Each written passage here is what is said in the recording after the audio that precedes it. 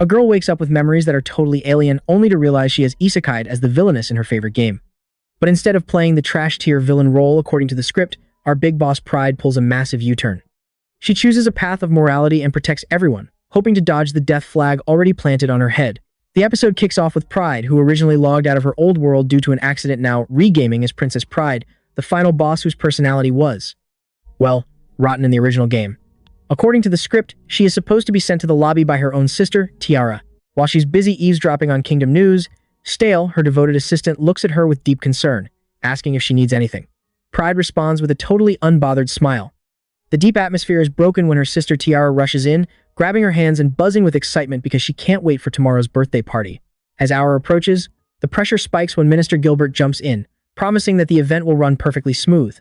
Pride finally realizes this situation is getting tense. Tomorrow is her 16th birthday, the major coming-of-age milestone to prove if she is top-tier enough to be the future queen. Just one wrong move and she'll be clapped by a ton of malicious rumors, making her reputation vanish instantly. Gilbert tries to reassure her that he will stand by her side when the royal school is announced, but mentioning school makes Stale's face lose all color. Seeing her underling looking unstable, Pride checks in on him, but Stale just says I'm fine, despite his face clearly being shook just as much as Tiara's. Pride tells herself she must be the solid support for the whole family, regardless of what happens tomorrow.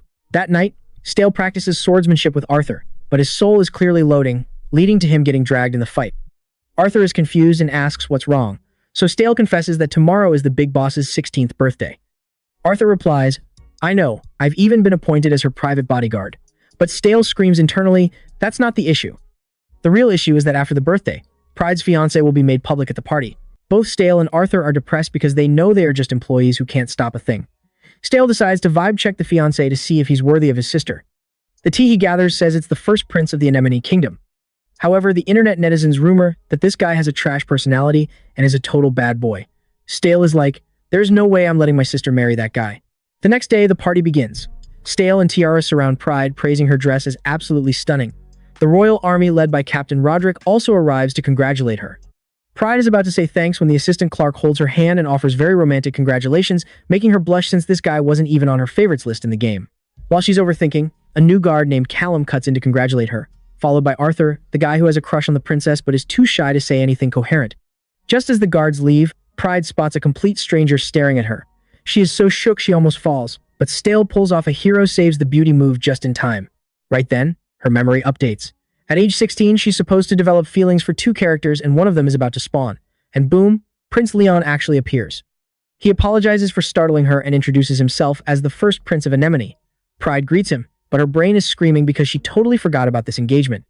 In the original game, Leon loved Pride insanely, giving her his whole heart, only to be brutally phased out by her without mercy. However, the real-life Leon speaks very politely, making Pride stunned because his vibe is nothing like the game. Before she can emotionally prepare, Leon grabs her hand and pulls her into the party. There, the Queen Mother officially announces Pride's 16th birthday and confirms the engagement with Leon to strengthen the alliance between the two countries. The party ends, but Stale and Arthur look more wilted than dead grass. Later, Leon walks with Pride, revealing he will stay at the castle for 3 days, and a week after officially becoming the fiancé, he will move in permanently. Pride knows all too well that the next few days will be a massive variable in her life. According to the original game script, after being wiped out by her, Prince Leon had to go into therapy. Back then, Pride treated him like a toy, gaslighting him and forcing him to love her just to seize all the power. Leon back then was just a puppet king, glitching with trauma whenever he saw Pride. She even played the jealousy card, threatening Leon to stay away from her sister Tiara, making him so scared he cried and begged, I only love you. Pride back then was a pure villainess, laughing at others' pain and threatening that if he dared betray her, he would be cooked. The atmosphere was straight up horror. Back to the present, Pride is walking with Leon in the garden. Word is, this guy is an out-of-bounds magician and a guaranteed future king, but Pride is scared of herself because she vividly remembers how she destroyed him in the game. Strangely, in the game, she had zero feelings for Leon, but right now, her heart is skipping a beat. The two sit on a stone bench, and Leon starts his bad boy routine, using sweet talk to flirt. Pride knows exactly what his playbook is, but she plays dumb, acting innocent, to go along with the act and see what other tricks he has up his sleeve.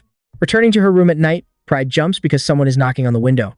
She opens the curtains to find Val doing a shipcod delivery with the two kids, Sephi and Kame. Val brings letters from the kingdom and takes the chance to congratulate her on the engagement. Once inside, Val immediately tries to verify the receipts. So, What does the princess think of that Leon guy?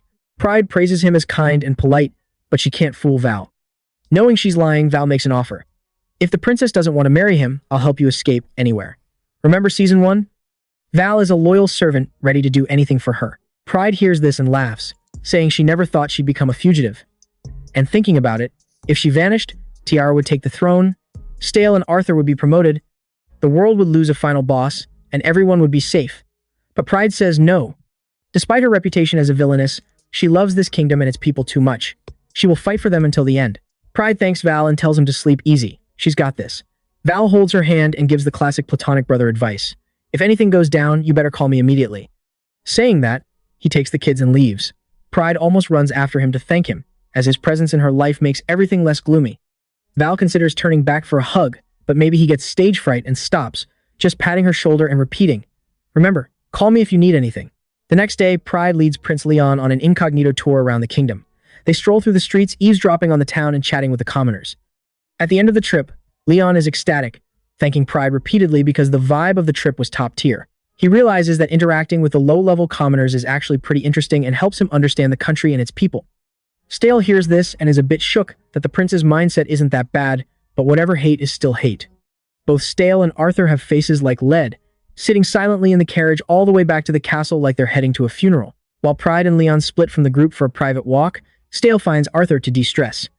Arthur, of course, is boiling with rage, absolutely refusing to let Leon take his girl. Even though he knows the engagement is for the big picture and the alliance, Arthur is certain this guy is nowhere near the level of bringing happiness to the princess. Stale tries to de-escalate his buddy's anger, but it's useless. Arthur is furious because he realizes a shocking truth. Not only is Leon acting, but our Pride is acting her heart out just as much. Both are faking happiness to show off to the public. Stale is blown away hearing this, wondering why the big boss has to suffer by being a background actor like that. Finally, the 3-day probation ends and Leon packs his bags to head home. Before parting, Pride tells him to keep it on the low and not blab to anyone about their secret agreement from yesterday. Just as Leon vanishes, Stale prepares to interrogate her about the secret contract, but Val reappears to crash the party with a mountain of birthday gifts. Seizing the moment, Pride gives Val a top-secret mission. Val, of course, nods instantly, while Pride refuses to spill the plan to anyone, no matter how much they pry. In reality, she is planning to use her game hacks from her past life to steer the script and save Leon's life from a bitter end. And so, today's episode stops here. But Pride's journey to flip the script has only just begun. If you enjoyed this, don't forget to like and subscribe to catch the next saltier parts. Peace out. Opening episode 2, Stale is having a little vibe check with the queen. Our boy is beyond confused. Why on earth did the royal family lock in Leon as Pride's fiancé when that house has 2 other younger brothers? The queen went full mother knows best, claiming that after meeting all 3, only Leon had the stats to actually be a good match for Pride. On top of that, the Kingdom of Anemone personally put a brick down to reserve our princess. Even though the queen's explanation sounded legit, Stale was still feeling sus and wasn't buying it. But wait, there's more emotional damage. The queen finalized a deal to send Stale for training under Minister Vesta. This means Stale won't have time to be Pride's shadow anymore. This shock was so massive that the guy actually dropped tears because he couldn't handle being away from his big sis. Afterward, Stale ran into Tiara, who asked if he was done with his private meeting with the queen. Stale barely answered before noticing Pride sleeping peacefully on Tiara's lap. Tiara mentioned that Pride had a rough night, tossing and turning with 0 sleep. Stale immediately felt his jealousy levels rise, thinking she was exhausted from hanging out with Leon, but Tiara told him to chill out and sit with them.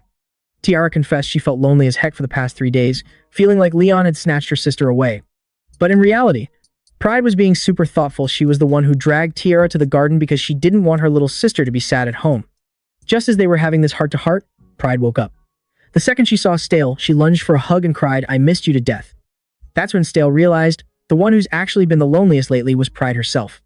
He quickly reassured her, "Don't worry, sis, I'll always be by your side, never leaving an inch." Next, the squad headed over to see Arthur after his training session. Even though Arthur looked like a victim of chronic sleep deprivation with eyes like a panda, he brightened up the moment he saw Pride. Pride apologized for not talking much with him yesterday, even though he was the one who escorted her home. Arthur brushed it off like no biggie, but then dropped a high-pressure question. "So, are you actually truly happy, princess?" Pride gave the classic scripted answer, "Of course. As long as you guys are here, I'm happy." But that reply just made Arthur's blood boil because he knew she was capping. He checked her var straight to her face. "Why are you lying to us? Why do you keep wearing that mask of happiness when you're actually down in the dumps? You're doing all of this for the kingdom, aren't you? Don't you realize how much we worry about you?" Pride immediately apologized to Arthur, Stale, and Tiara, while thanking them for looking out for her. She still tried to gaslight the squad into thinking she was totally fine, but it was obvious she was trying to push them away for their own safety. However, that card didn't work on Arthur. He dropped a cold-blooded line. "I will follow the princess to the ends of the earth."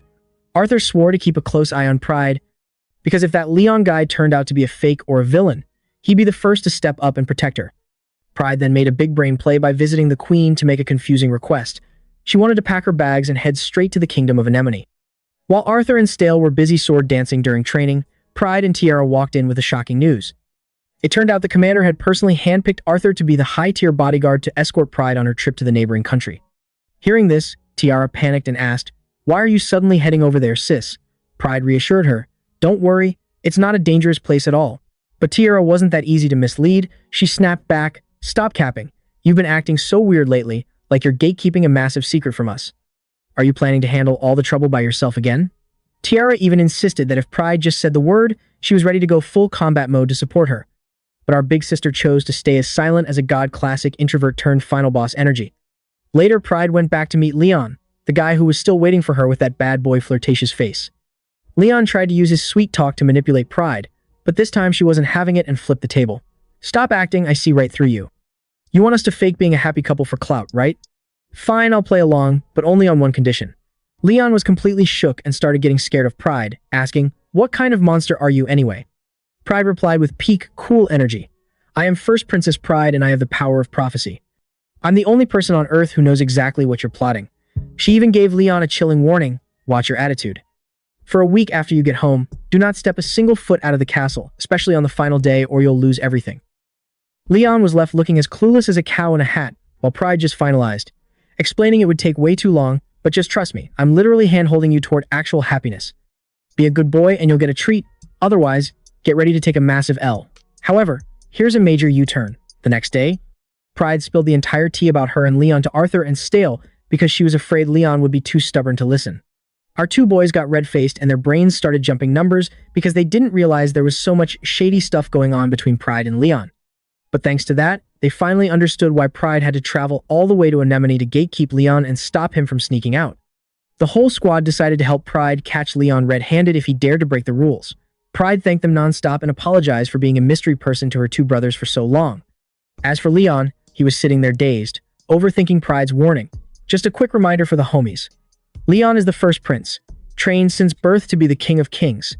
Because of his upbringing, Leon developed a massive god complex, wanting the whole world to kneel at his feet while constantly living in fear of someone snatching his throne. He's the literal definition of a legendary evil CEO archetype. On top of that, as he grew up, he realized the girls swarming him were nothing but gold diggers, which killed his faith in love. He decided to just play with them before they could use him. Leon returned home for a private meeting with his old man, only for the king to suddenly demand they cancel the contract on the engagement with Pride. It looks like the kingdom of Anemone has some shady underground schemes brewing that even Leon didn't see coming. Meanwhile, Pride was prepping her carriage for an express trip to Anemone, praying that Leon would actually know his place and stay put inside. Back to Leon while he was chilling in his room, his younger brothers popped in to invite him to a party to celebrate the engagement. Remembering Pride's warning, Leon actually found the courage to say no. His brothers were just like, "Okay, suit yourself," and left him a glass of fruit juice to cool off. But as they say, watch your enemies but watch your family closer. Leon took one sip and logged out immediately because the drink was spiked with sedatives. By the time he respawned into consciousness, he found himself lying in a deserted, middle-of-nowhere spot outside the castle. Surrounded by total darkness, he had a gut feeling that a coup was about to go down. And that's a wrap for today's episode. This situation is looking pretty bitter for Leon and incredibly intense for Pride. Will our big sister arrive in time to save this almost husband of hers?